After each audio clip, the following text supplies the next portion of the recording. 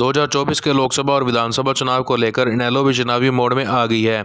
इनेलो के प्रधान महासचिव अभय सिंह चौटाला ने कहा कि 14 जनवरी को इनेलो सिरसा में बैकवर्ड क्लास का सम्मेलन करने जा रही है। अभय चौटाला ने कहा कि यह सम्मेलन सिरसा लोकसभा और 5 विधानसभा सीट इनेलो की जीत को तय करने वाला होगा। वहीं अभय चौटाला ने हरियाणा सरकार व कांग्रेस को भी आड़े हाथों लेने का काम किया। अभय चौटाला ने मुख्यमंत्री मनोहर लाल पर भ्रष्टाचार को बढ़ावा देने का आरोप लगाते हुए कहा कि मुख्यमंत्री ने विधानसभा में खड़े होकर गीता पर हाथ रखकर भ्रष्टाचार को खत्म करने की कसम खाई थी, लेकिन पिछले दिनों हरियाणा के 2 आईएएस को भ्रष्टाचार के आरोप में गिरफ्तार किया। दोनों की जमानत होने के बाद मुख्यमंत्री ने दोनों को बहाल किया। अभय चौटाला ने मुख्यमंत्री पर आरोप लगाते हुए कहा कि इस तरह के काम से लगता है कि मुख्यमंत्री भी भ्रष्टाचार में शामिल है। मुख्यमंत्री ने कहीं ना कहीं गीता को अपमानित करने का काम किया है। मुख्यमंत्री को इसके लिए माफी मांगनी चाहिए। हमने 14 तारीख को बैकवर्ड का सम्मेलन सिरसा में रखा है और सिरसा में भी जो सबसे बड़ा ग्राउंड है वो ग्राउंड हमने तय किया है। जो आपका दशहरा ग्राउंड है यूनिवर्सिटी के अपोजिट, उसमें हम अपना सम्मेलन करेंगे। मुझे आज कार्यकर्ताओं के साथ बैठक करी है मैंने। हमारे जिले में बैकवर्ड की संख्या बहुत बड़ी है और सबकी मैंने जिम्मेवारी लगाई है और मैं ये उम्मीद करता हूं कि हमारे बैकवर्ड के सम्मेलन में 50,000 की भी हाजिरी हो सकती है। बहुत बड़ा सम्मेलन होगा। अब तक के जितने भी यहाँ पे पब्लिक मीटिंग हुई है सिरसा में, चाहे वो किसी भी राजनीतिक दल ने करी, उन सब के रिकॉर्ड हमारा बैकवर्ड सम्मेलन ही तोड़ देगा और उस दिन ये भी तय कर देगा कि 2024 में जो लोकसभा का चुनाव होगा, उस लोकसभा के चुनाव के अंदर सिरसा की सीट से इंडियन नेशनल लोकदल पार्टी जिसको उम्मीदवार बना करके ले आई, चौटाला साहब जिसको टिकट देंगे, वो लाखों मतों से जीतेगा।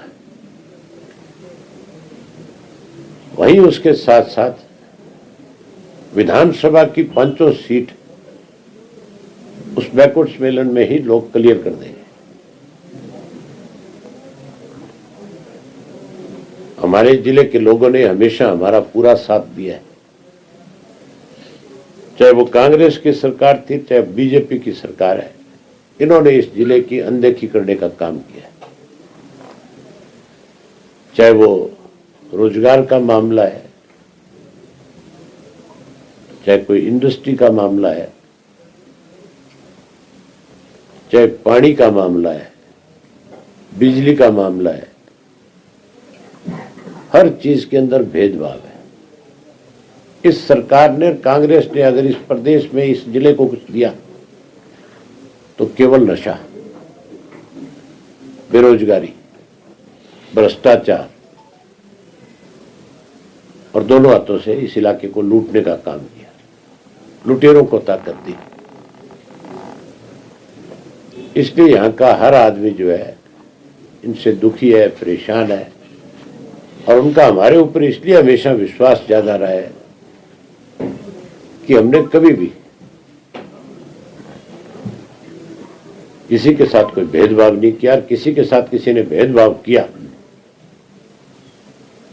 किसी ने किसी को नुकसान पहुंचाने की कोशिश की तो हम उसके साथ खड़े हुए उसको न्याय दिलाया। आज की मौजूदा जो सरकार है, बड़ी हैरानी की बात है, हमारा मुख्यमंत्री विधानसभा के अंदर गीता पे हाथ रख करके ये कसम खा करके कहता है कि मैं किसी कीमत के ऊपर भ्रष्टाचार को सहन नहीं करूंगा। और ताजा उदाहरण बताता हूं आपको। 2 आईएएस अधिकारियों के खिलाफ सरकार ने पर्चा दर्ज किया था भ्रष्टाचार में। एक मिस्टर दहिया था और एक जयवीर आर्य था। दोनों आईएएस अधिकारी हैं। दोनों के खिलाफ सरकार ने पर्चा दर्ज किया, सरकार ने उनको अरेस्ट किया, सरकार ने उनको जेल भेजा, केवल उनकी जमानत हुई है। कोई कोर्ट ने फैसला उनके हक में नहीं सुना दिया। जमानत होने पे जो मुख्यमंत्री कसम खाता है गीता पे हाथ रख करके, वही मुख्यमंत्री उनको बहाल करता है, जिनके खिलाफ मुकदमा दर्ज करता है भ्रष्टाचार का। और वही मुख्यमंत्री उनको फिर एक को तो अपने जिले में कमिश्नर लगा देता है। मतलब जिस आदमी के खिलाफ सरकार भ्रष्टाचार का, पैसे लेन देन का मामला दर्ज करती है और जो ये कहती है FIR लॉन्च करते हुए कि हमने सारी तहकीकात कर ली, इसने भ्रष्टाचार किया है, उसको फिर कमिश्नर लगाते हैं। अगर वो कमिश्नर की पोस्ट पे लगा है और वो भी मुख्यमंत्री के गृह जिले में लगे है,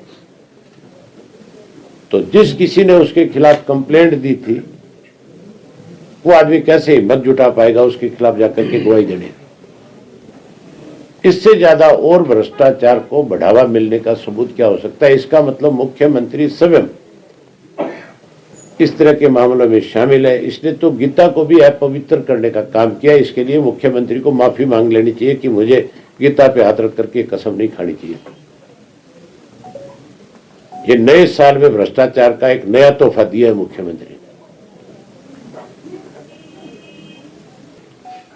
लोकसभा में हम 10 की 10 सीटों पे चुनाव लड़ेंगे और ये मान के चलो कोई कितने बड़े दावे करता होगा, मैं एक दावा ठोक करके कर सकता हूं कि मैं 2 लोकसभा की सीट हर हालत में जीतूंगा और बाकी जगह पे इंडियन नेशनल लोकदल पार्टी सम्मानजनक वोट लेगी। अगर मुझे पार्टी आदेश करेगी तो लड़ लूंगा। ये हमारी पार्टी का फैसला होगा। ये कोई फैसले मेरे नहीं हो सकते। ये तो पार्टी की जो कोर कमेटी है वो बैठ करके तय करेगी चुनाव किसको लड़ाना है। जिसका भी नाम तय किया जाएगा उसको लड़ा देंगे। कोर कमेटी की मीटिंग हम जल्दी बुलाएंगे ताकि लोकसभा के कैंडिडेट्स का जल्दी से जल्दी फैसला हो।